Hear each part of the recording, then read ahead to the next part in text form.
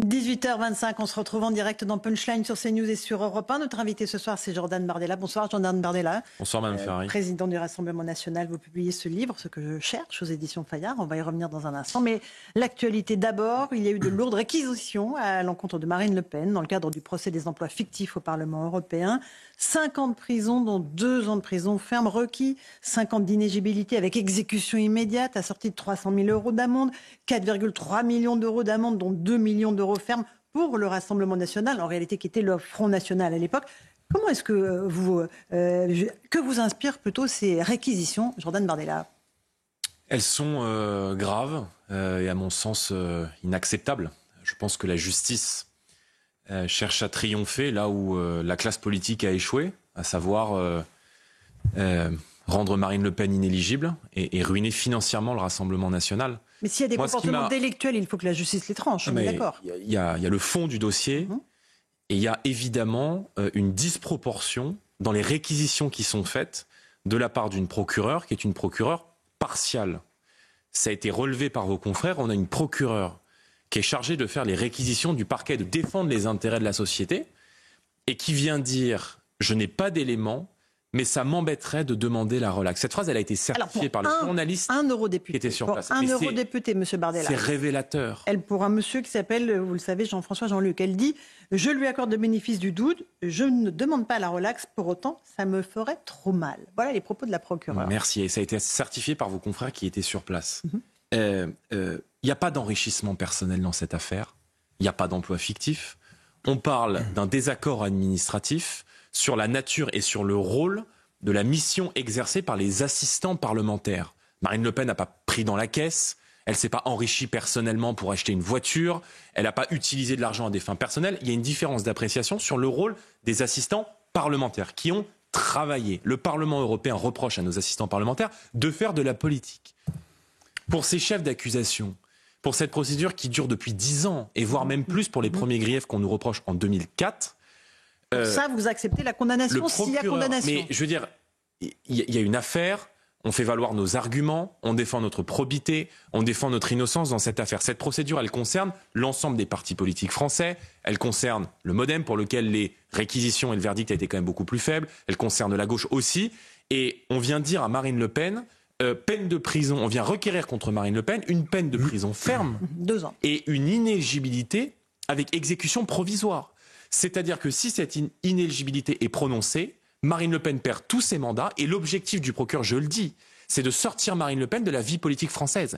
Et le procureur cherche à faire ce que la classe politique a échoué à faire par le combat politique, par le combat démocratique, c'est-à-dire empêcher Marine Le Pen de se présenter à l'élection présidentielle. Je trouve que c'est extrêmement grave et il y a effectivement une disproportion entre une justice qui remet des OQTF, des gens sous OQTF en liberté, qui est toujours très laxiste à l'égard des pires délinquants et des pires criminels, et qui vient requérir contre une mère de famille, l'avocate des Français, quelqu'un qui a été 2 fois finaliste de l'élection présidentielle, 3 fois candidate à l'élection présidentielle, une peine de prison ferme et une inéligibilité. Donc, nous allons nous mobiliser. Nous avons lancé dès ce soir sur le site du Rassemblement national une pétition, parce que je pense que les Français... Pour dire quoi, Jordan Bardella ? mais pour les Français ne doivent pas se laisser faire. Voilà. Et je pense que les Français doivent se faire entendre. Vous appelez à quoi ? Parquet, un procureur ne peut pas décider avant même l'épuisement de toutes les possibilités d'appel du fonctionnement de la démocratie d'un pays. Encore une fois, il y a des arguments qui sont opposés d'un côté comme de l'autre sur le fond de l'affaire. Ok, il n'y a aucun problème, c'est le fonctionnement normal de la justice. Marine Le Pen accepte cela, elle s'est rendue à l'ensemble des audiences, elle a été d'un caractère irréprochable dans cette affaire, mais qu'on vienne lui dire demain vous êtes inéligible et cela vous prive de candidature à l'élection présidentielle, je trouve que c'est une dérive qui est extrêmement grave et je pense que ça choque beaucoup de Français et ça choque même d'ailleurs des responsables politiques qui ne sont pas de notre famille politique. Monsieur Darmanin, ministre de l'Intérieur, je pense qu'on ne peut pas, si on ne peut pas suspecter dans la vie politique quelqu'un d'avoir une proximité avec moi, avec Marine Le Pen ou avec le RN, c'est bien Gérald Darmanin. Il dit quoi ? Il dit Madame Le Pen doit être combattue dans les urnes sur le terrain démocratique. Elle ne doit pas être empêchée de se présenter. Ça pose une question. Ça en pose plusieurs. Jordan Bardella, est-ce que pour vous, un candidat à la présidentielle ne devrait pas pouvoir être condamné à une peine d'inéligibilité ? En tout cas, c'est ce qui prévaut, c'est un principe qui prévaut dans beaucoup de pays. En Suisse, vous pouvez être condamné pour des délits, vous pouvez être condamné pour un certain nombre de faits qui peuvent être condamnables, mais j'ai pas de débat là-dessus. Mais on ne peut pas vous empêcher de vous présenter à une élection parce qu'on considère qu'à ce moment-là, le pouvoir judiciaire interfère avec le fonctionnement de la démocratie. Pour revenir sur le principe, même dans le droit, il faut changer la loi sur la question de l'inéligibilité. Moi, je pense que je suis profondément gaulliste sur ce sujet. Je pense que la Cour suprême dans une démocratie, c'est le peuple français. Et que c'est au peuple français, et uniquement au peuple français, de déterminer qui doit ou ne doit pas être élu à un scrutin, que ce soit un scrutin local ou un scrutin national. Donc il faut changer la loi. Je trouve, sur cette partie-là. On peut y réfléchir, mais c'est pas le moment, c'est pas l'actualité. Il y a des réquisitions extrêmement graves qui font peser l'existence même de la sincérité d'un prochain scrutin à l'élection présidentielle. Je veux dire, on parle d'une personnalité qui est aujourd'hui députée, qui, comme je l'ai dit, a été 3 fois candidate et qui envisage d'être candidate une 4e fois à la présidentielle. Donc, il y a beaucoup de Français qui, en entendant ces réquisitions, ont le sentiment qu'il ne s'agit pas là de la justice, mais d'une vengeance à l'égard d'une candidate à l'élection présidentielle. Vous êtes d'accord avec Jean-Luc Mélenchon, finalement, Jordan Bardella, qui dit qu'il y a en France et dans le monde un doute sur l'action de la justice dans le champ politique, et il dit une peine d'inéligibilité ne doit pas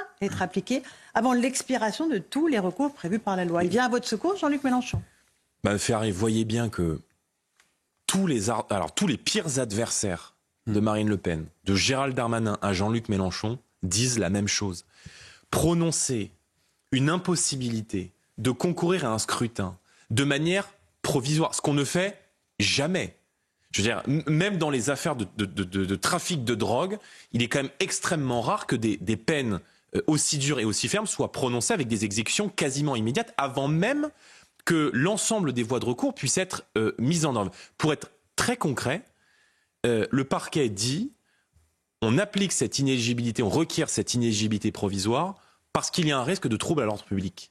Je pense que c'est l'inverse. Et je pense que c'est précisément l'impossibilité faite et accordée à une candidate déclarée, double finaliste, de se présenter à la mère de toutes les élections et à la mère de toutes les batailles, qui est susceptible de créer un trouble, en tout cas dans le bon fonctionnement de la démocratie française. Jordan Bardella, j'aimerais qu'on écoute Didier Migaud, garde des Sceaux. Il était l'invité ce matin de Sonia Mabrouk sur CNews et sur Europe 1.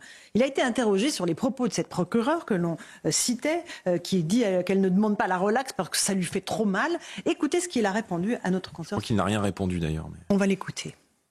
Je n'ai pas de commentaires à faire. Il y a des procédures qui permettent de récuser un juge, de faire appel. Le Conseil supérieur de la magistrature peut être saisi. Donc, que Marine Le Pen est en droit de saisir. Mais le justiciable a des droits et c'est heureux. Je ne peux pas, en tout cas, porter une appréciation devant vous comme ça. Ça mérite il faut être saisi, ça mérite une instruction, ça mérite des vérifications.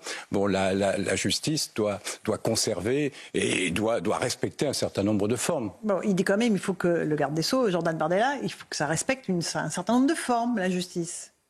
Mais pour vous, il ne dit rien, c'est ça?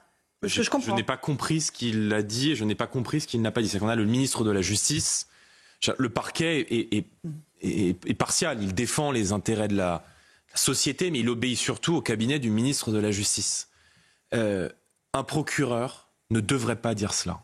Enfin, je veux dire, quand on est procureur de la République, quand on requiert au nom de la société un certain nombre de choses, on ne peut pas dire, en l'occurrence, dans cette affaire, et vous avez eu le professionnalisme de rappeler le propos qui a été certifié par votre confrère qui était sur place, par un certain nombre de vos confrères qui étaient sur place, le procureur dit « je n'ai pas d'éléments, mais je ne peux pas demander la relaxe car ça me ferait trop mal.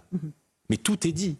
On a donc une justice, c'est réquisition, qui est partiale, et on a donc une personne qui exprime une opinion personnelle, mais c'est pas la première fois. D'ailleurs, c'est pas la première fois qu'une partie de la justice fait œuvre de politisation. On a une partie de la justice dans notre pays qui est évidemment politisée et qui cherche parfois à s'ériger en une contre-chancellerie. 18h34, on est en direct sur CNews et Europe 1, Jordan Bardella. Est-ce que ça veut dire concrètement que vous vous préparez à l'élection présidentielle de 2027 dans l'éventualité où Marine Le Pen serait inéligible? Non, mais je vais vous dire, je ne rentre... Ça serait irresponsable pour un parti comme le vôtre, qui a réuni près de 10 millions d'électeurs au premier tour des législatives, de ne pas s'y préparer. Mais ce qui serait irresponsable, c'est de répondre à ce genre de questions quand on a un genou à terre. Parce qu'aujourd'hui, mon mouvement politique, il a un genou à terre. Et vous voyez, et moi, je ne vais pas rester les bras croisés parce que un procureur, il n'y a pas eu de... Je tiens à dire et à préciser, voilà, c'est pas un jugement. Il y a une plaidoirie, le temps de la plaidoirie qui va évidemment s'ouvrir pour la défense, et le jugement sera rendu un petit peu plus tard, au début de l'année 2025. Mais c'est de ma responsabilité aujourd'hui que de dire aux Français qu'on ne peut pas accepter que un juge, parce qu'il a décidé d'avoir Marine Le Pen dans le nez, requiert l'inéligibilité d'une potentielle candidate à l'élection présidentielle. Donc, moi je crois dans la probité. Non, mais je me prépare à exercer le pouvoir, mais pas aux mêmes fonctions que celles auxquelles Marine Le Pen se prépare. Voilà, c'est clair.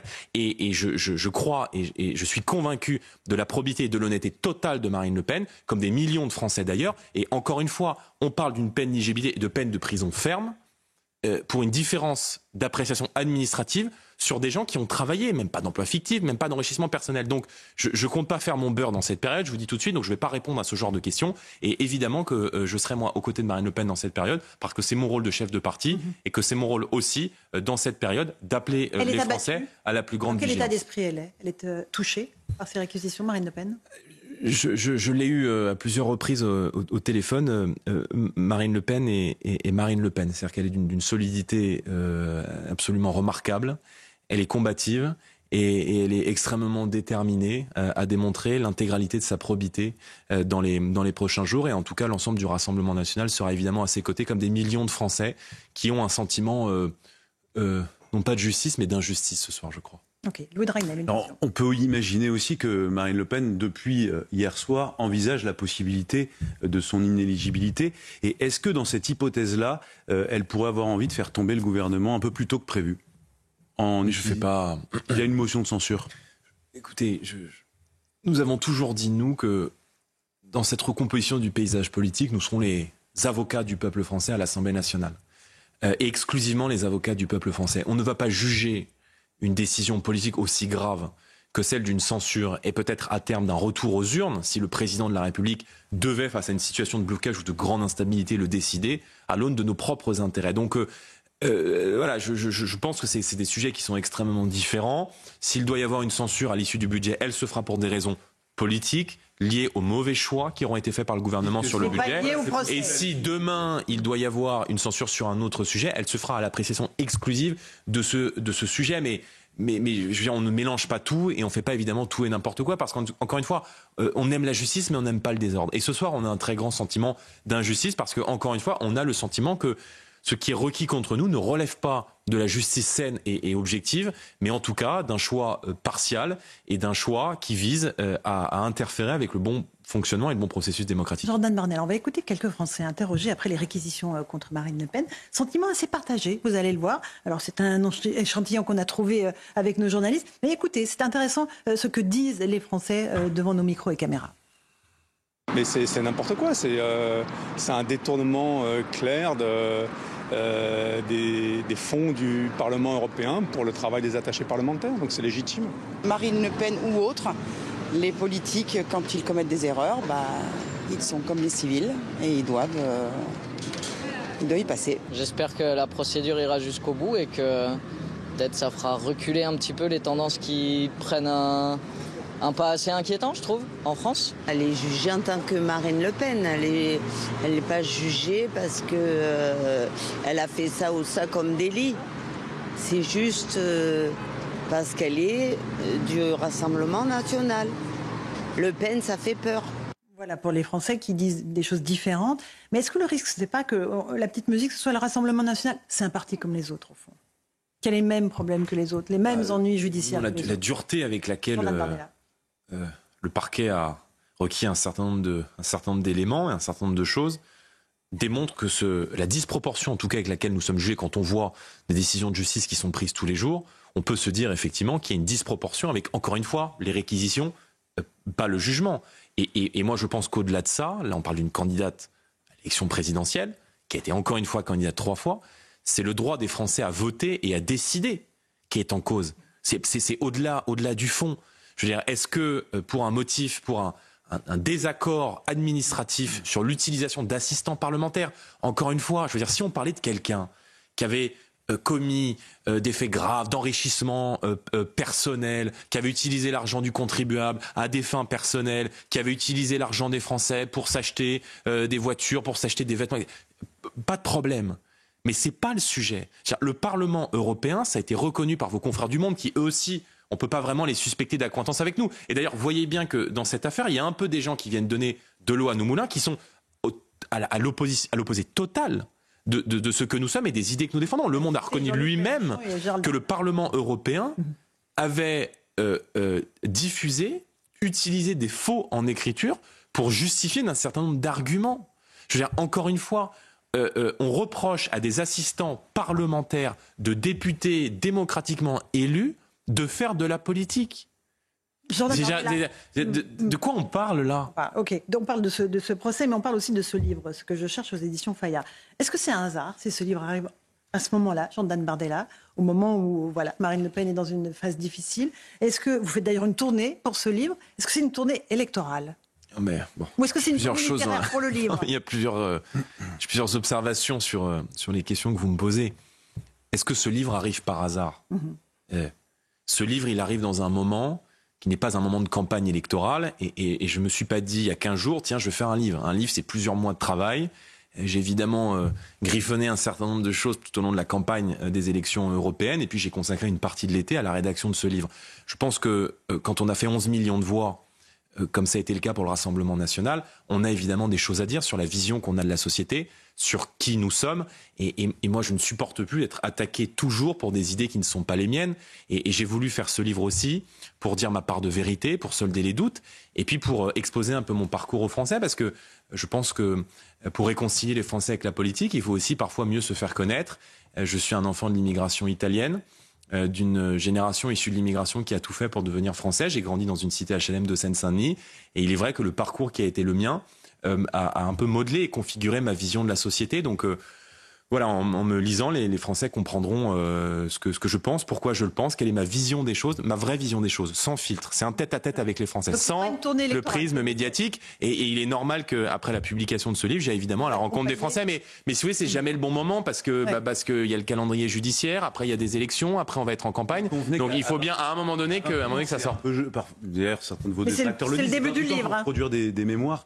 Non mais c'est pas des. Non mais Monsieur Dragnel, c'est pas des mémoires.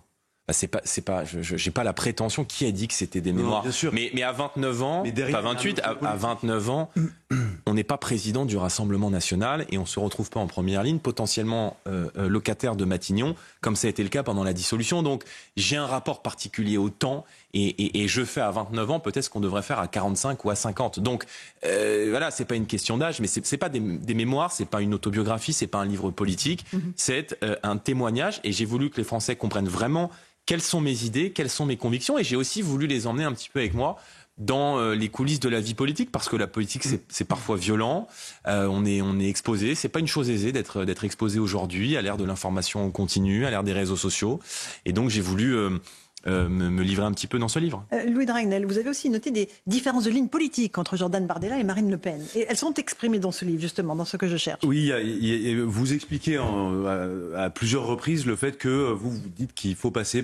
faut parler à tous les patriotes et indirectement faire une forme d'union des droites, aller jusqu'à la droite orléaniste. Et c'est vrai que c'est la première fois qu'on entend un responsable politique du Rassemblement national parler comme ça, parce que jusqu'à aujourd'hui, c'était Marine Le Pen qui opposait les élites avec le peuple.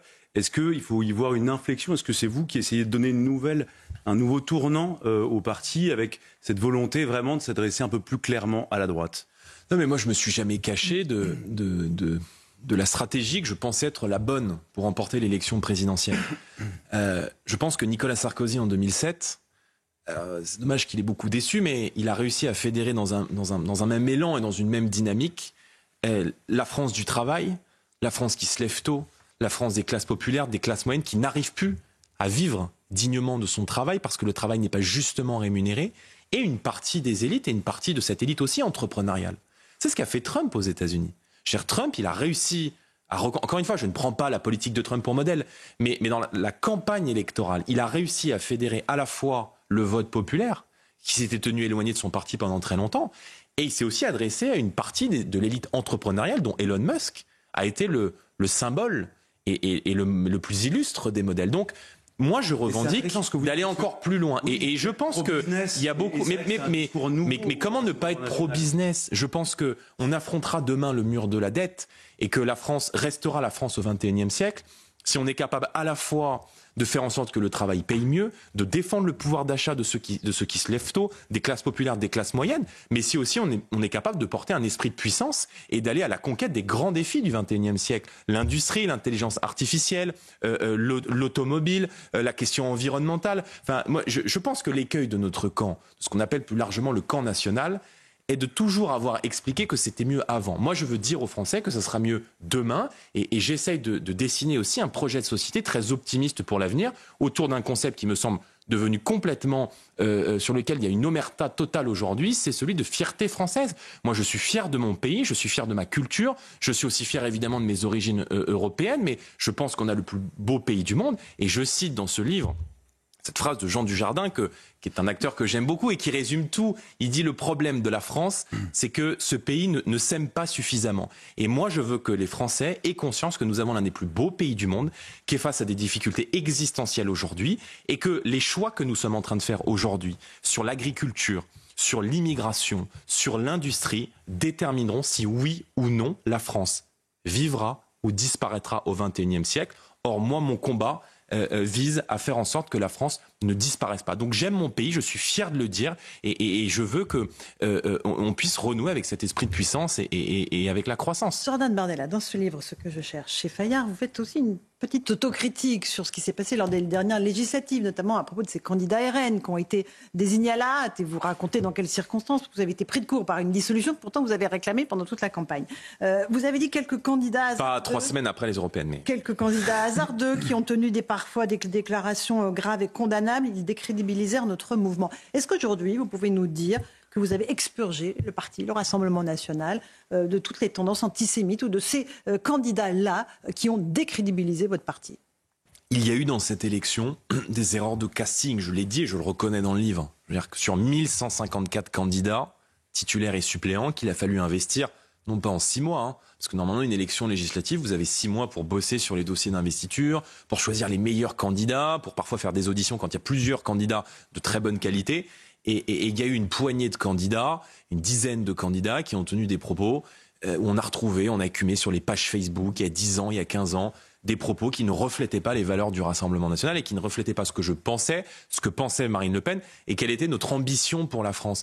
Mais je veux dire, ça arrive dans toute organisation humaine, et donc je fais une forme de mea culpa en disant que évidemment ces candidats-là que tous les Français ont vus parce que ça a beaucoup circulé sur les réseaux sociaux, moi ça me fait pas plaisir, parce que comme je l'explique dans le livre, la politique c'est difficile, j'assume d'être en première ligne, c'est un vrai sacerdoce, c'est beaucoup de sacrifices aussi sur sa vie personnelle, sur ses libertés personnelles, et donc quand on fait ça et quand on se donne matin, midi et soir pour une cause, pour des idées, pour les Français, et que quelques personnes par des déclarations qu'on ressort viennent évidemment nuire à votre combat et à votre parti, oui ça me fait mal, et donc je n'ai pas eu la main qui tremble lorsqu'il a fallu il y a quelques semaines lors des commissions des conflits écarter ces candidats du Rassemblement national. Mais je dis juste la leçon, c'est quoi la leçon? La leçon c'est que il y aura plus de candidats comme ça. Non, c'est impossible. Mais est-ce que en place un système qui empêche la possibilité qu'un candidat comme ça puisse être investi à des élections? Plus on se rapproche du pouvoir, plus on s'y prépare. Mais est-ce que vous pouvez vous prendre l'engagement que dans cette belle maison qu'est Europe 1, à CNews, il n'y aura jamais demain de problèmes personnels, de conflits entre les gens, de gens qui, il y a 25 ans, auront tenu des propos sur tel ou tel réseau. Enfin, vérifie. Je veux dire, ce qui compte, si vous voulez, non mais la bonne foi, mais moi aussi je vérifie. Et je veux pas, si vous voulez, vous avez écarté. Je veux pas, si vous voulez, que 10 candidats. Vous avez mis en place, un dispositif, un système qui fait que c'est impossible. Je veux pas, Monsieur Dragnel, que 10 candidats sur 1154 candidats viennent ternir l'image de centaines de candidats qui sont irréprochables. Et mon combat dans cette élection, dans cette année 2024, ça a été de faire en sorte que le Rassemblement national d'abord puisse apparaître tel que l'on est vraiment. Et j'ai voulu aussi faire ce livre pour dire aux Français qui ont encore des doutes à notre égard, arrêtez d'écouter les caricatures, arrêtez d'écouter le prêt-à-penser, les couvertures du Nouvel Obs ou de Libération, et allez vraiment lire ce que je pense vraiment, ce que j'ai vraiment au fond des tripes et au fond du cœur. Et en lisant ce livre, j'ai essayé d'être honnête. Voilà, j'ai voulu dire ma part de vérité, j'ai voulu dire j'assume ce qui a fonctionné en 2024 et j'ai voulu que le Rassemblement national parle à des millions de Français à qui on n'a jamais parlé. Mais j'ai voulu aussi dire, voilà ce qui n'a pas marché, et donc j'assume ce qui a fonctionné en 2024, et aussi ce qui n'a pas fonctionné. Et quand on est chef, on assume ce qui fonctionne, mais on assume aussi les échecs. D'ailleurs, Jordan Bardella, on a noté que vous n'avez pratiquement pas parlé dans ce livre de Jean-Marie Le Pen. C'est le grand absent du livre. Mais si je préfère parler de 2050 et de 2040 plutôt que de regarder ce qu'on a pu être. Mais en revanche, je n'ai aucune difficulté à admettre que si aujourd'hui il y a des gens qui de bonne foi ont encore peur, parfois sur certains aspects du projet du Rassemblement national, moi j'ai beau être de bonne foi, mais c'est vrai que les outrances qui ont pu être celles parfois du Front National, c'est vrai que ça n'aide pas, et donc il y a eu des maladresses de notre part, il y a des attaques très virulentes de la part du système, et j'essaie d'être juste, et je dis aux Français, attaquez-moi, critiquez-moi, jugez-moi, combattez-moi sur mes idées, mais pas sur la caricature. Et donc, moi je suis un homme de ma génération, j'ai rejoint le Front National en 2012, j'avais 16 ans à l'époque pour Marine Le Pen, parce que j'ai grandi en Seine-Saint-Denis, que j'ai été confronté très tôt à l'insécurité, à la violence, au trafic de drogue. Ma mère gagnait un petit peu plus que le SMIC. Et si je me suis engagé, c'est aussi parce que j'ai cette fibre sociale et que je ne veux pas que tout mon pays ressemble au quartier de Seine-Saint-Denis dans lequel j'ai grandi. Jordan Bardella, précisément en Seine-Saint-Denis, dans moins de 2 heures, aura lieu le coup d'envoi du match France-Israël. Rencontre sous haute sécurité, évidemment, puisqu'il y a beaucoup de menaces qui pèsent sur l'équipe israélienne. 4000 policiers et gendarmes déployés. Est-ce que vous serez présent à ce match ? Est-ce que c'est important pour vous d'y être ? Non, je ne serai pas présent à ce match, mais parce que je n'ai pas pris de place pour ce match. Mais en tout cas, je le suivrai évidemment.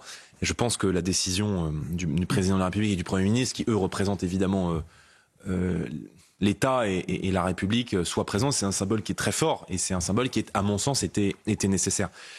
Ce dispositif policier majeur qu'on est en train de mettre en place, c'est-à-dire de barricader l'intégralité de la ville de Saint-Denis. D'abord, moi, je connais bien cette ville parce que je le raconte dans le livre, j'ai grandi à Saint-Denis. Mon lycée était à quelques mètres du Stade de France et ça en dit long sur la manière dont l'idéologie islamiste a pénétré la société française, la manière dont elle a érigé d'innombrables quartiers, notamment des quartiers de Seine-Saint-Denis, en des territoires post-France, où les lois de la République ne s'appliquent plus et où l'idéologie du Hamas fait déjà partie des murs. Et c'est ça que... Moi, c'est vraiment là-dessus que j'ai essayé d'insister depuis le 7 octobre, c'est de dire à mes compatriotes, vous pensez qu'on a le temps, mais on n'a pas le temps. Et notre pire ennemi, c'est le temps qui passe. Parce que l'idéologie du Hamas, l'idéologie qui a massacré des civils en Israël, des innocents, le 7 octobre dernier, et je ne rentre pas là dans les débats géopolitiques, dans l'intensité de la réponse israélienne, je veux juste dire à mes compatriotes, regardez ce qui se passe au Moyen-Orient, regardez les horribles attentats que nous avons vécus sur notre sol. Le Hamas est déjà sur notre sol et vaincre l'idéologie islamiste, engager un combat à la fois par les armes politiques, par la loi, mais aussi sur le terrain culturel, face à une idéologie qui ne veut pas se séparer, mais qui veut conquérir la société française, c'est l'un des plus grands défis qui se posent à notre société. Et c'est vrai que il y a beaucoup de nos compatriotes qui, dans ces quartiers, ne reconnaissent plus le pays dans lequel ils ont grandi. Et il y a beaucoup de nos compatriotes de confession juive qui ont quitté la Seine-Saint-Denis. Quand on voit un dispositif policier pareil, quand on voit un tel déploiement de force, il y a deux possibilités. Soit on se dit, c'est très bien, le match va pouvoir se dérouler en bonne sécurité. Et il y a une autre analyse possible qui est de se dire, c'est très bien, c'est un pansement, mais maintenant il faut s'attaquer aux racines du mal pour éviter qu'à l'avenir, tous les matchs de football dans lesquels il y a un membre de l'équipe d'Israël qui joue, on soit systématiquement obligé de mettre en place un tel dispositif. Ça fait 15 ans qu'on entend ça. Moi, je me souviens quand je suis entré en politique, c'est quelques jours après l'attentat commis par Mohamed Merah à Toulouse et à Montauban contre des civils, contre des enfants, contre des militaires français. À chaque fois, on ne dit plus jamais ça. À chaque fois, on allume des bougies en disant « c'est bon, on a compris ». Mais on ne peut pas vaincre une idéologie qu'on refuse de combattre. Il y a des mosquées radicales dans notre pays par centaines, elles ne sont pas fermées. Il y a 4500 individus qui sont fichés dans notre pays, suivis pour leur proximité avec le fondamentalisme islamiste, ils ne sont pas expulsés. Il y a des dizaines d'associations, dont certaines ont refusé de signer la charte de la laïcité qui avait été proposée par le gouvernement, comme un pacte avec la République, qui sont toujours en activité aujourd'hui. Moi, vous savez, et je le raconte un peu dans ces confidences, dans ces confessions que j'ai voulu faire aux Français, que on est regardé un peu avec bizarrerie de l'étranger. Quand on discute avec des représentants, des élus de certains pays arabes, ils vous disent mais vous êtes bien faible avec cette idéologie. Quand il y a des attentats islamistes en Tunisie, en Égypte, on ferme les mosquées radicales, on traque les frères musulmans. Aux Émirats arabes unis, qui est un grand pays, avec lequel la France a des liens très importants, des liens industriels, des liens commerciaux très importants.